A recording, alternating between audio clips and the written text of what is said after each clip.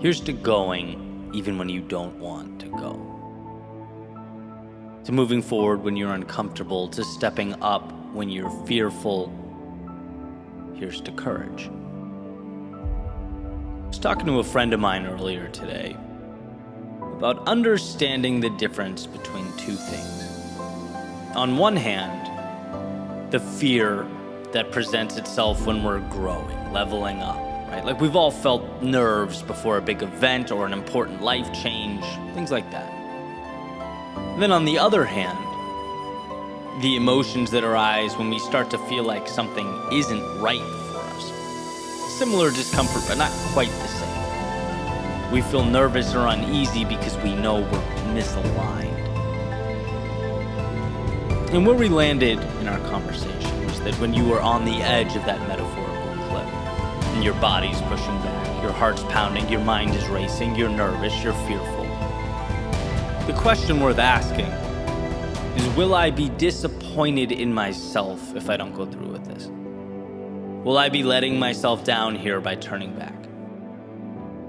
You have to jump into the future and imagine, future you sitting at the table reflecting on this. If you see yourself as regretful, wishing you pushed through, then it's not an alignment issue, it's a matter of courage. And when you think about it, it usually feels obvious looking back. Like I can easily recognize in hindsight the things I stopped doing because they weren't aligned with who I wanted to be. Right? When you stop doing the wrong thing, it feels like a breath of fresh air, like a step back to leap forward. Those decisions create a more fulfilled life. But those times I stopped because I let the moment get bigger than my end goal. Those times I caved and decided I didn't want to pay the price solely because of the temporary discomfort. I remember those two. That's a different feeling altogether, a not so good feeling, as we all know. Jim Rohn says it like this: there's a pain of discipline or a pain of regret. Choose your pain. One of the things that makes life challenging is that we have to be open to some level of discomfort. That's just what it is to be human. Now our power is that we get to choose where we let that pain in and what it means, what it will do for us. Will it be the type of pain that grows us or the type of pain that reminds us what could have been? And I really think most of the time we stop, not because the path was wrong for us, but because we somewhere along the way forgot that most of life's best experiences and circumstances and opportunities come with a hefty price tag. They demand a lot of us. And in those moments when the lights shine the brightest, when we feel the weight of the world coming down on us, it's easy to misdiagnose that discomfort as a stop sign. Right? It's like, I feel alone, I feel unsure, I don't have any validation, my pride hurts, my confidence is shaken. Whatever it may be. These things just, even as I'm saying them out loud now, seem awful. When in reality, they're just the cost of admission. Right? It's like you have to not know before you can ever know. But try telling yourself that as you're wandering around feeling nothing but pressure. Right? It's a different story altogether. It's a challenge. But here's the good news. It's a challenge you're capable of handling, of overcoming. Life is about stepping into things we don't feel ready for, and then learning repeatedly that we can piece together the knowledge along the way. It reminds us that fear is going to show up regardless of what we do in life. But to grow into the people we are capable of becoming, we have to understand that fear is, in its own unique way, an invitation. The discomfort doesn't mean something's wrong. Often the opposite. It's letting you know that more is available, that you are right where you need to be, but you have to change in order to become worthy of what's on the other side. Life is not saying no. It's merely demanding of you courage, and courage you have. How much did you care? What do you mean? I didn't understand the question at first. In that room, how much did you care what they thought of you? Like, if 0 is not at all, and 10 is you cared a lot, how much did you care? 8, I said. Probably around an 8 out of 10. And that is the problem. Because if you care, you are not free. I've been working my whole life to obtain that word in its truest sense.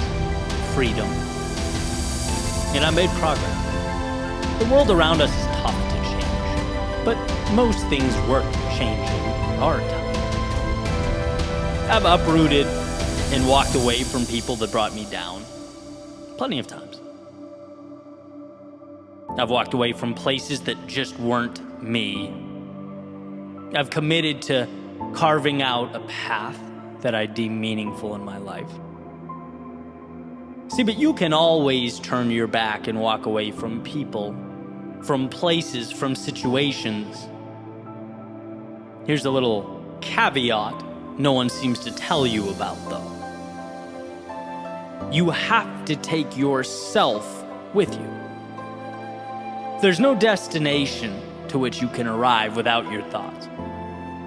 There's no place you can show up without your narratives or your view of the world. And the more I navigate this floating rock we're on, the more I'm convinced that weather is determined by the onlooker, not the atmosphere. Some people simply choose to see sun. Some people choose rain. Our forecasts are internal.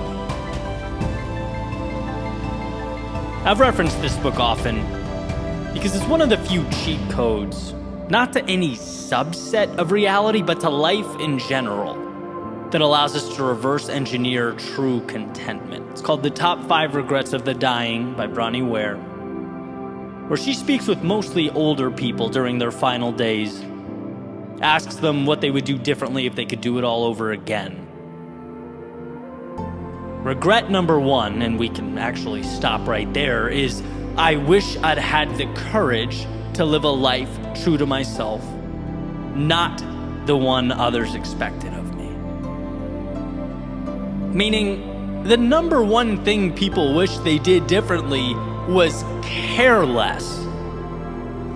They wished they'd lived in their authenticity, put more weight on their goals and their dreams than those of strangers that pass like ships in the night. Every time we repress who we are, our future selves shed a tear. And I know that's not pretty or uplifting to think about, right? A future you looking down and wishing you'd sought out that freedom in its truest form, the freedom to live fully. But look, sometimes carving meaning out of life just isn't pretty. Sometimes what's necessary is not pretty. See, everything's relative. And perhaps understanding that it's not others who are the judge, but it's instead that older version of you sitting on the bedside, reflecting back on this one roller coaster ride. Maybe that's who we're living for. That's the well from which our courage should be drawn. We are guests, passing through a miracle, with minds that falsely and irresponsibly whisper we have all the time in the world, trying to convince us that the trip lasts forever. But it doesn't. Your life is a raindrop in a thunderstorm. It will be over as fast as it arrived, and how you choose to live it will be everything. See, there will always, in some capacity, exist that voice asking you to dial it down. There will, from time to time, be sweaty palms and shaking knees, those human things. But when you find yourself standing on the edge of that door, looking out at a world that you know calls your name, let your voice be louder than all of it. Let the beating of your heart be stronger than your fear. And if you can't do it for you, then please do it for that version of you years from now, looking out the window, smiling about how you almost said no. You almost boxed yourself in. You almost let what matters pass you by. But instead, you captured life like a child chasing down a firefly, that in a world of constraint, you allowed yourself to be free.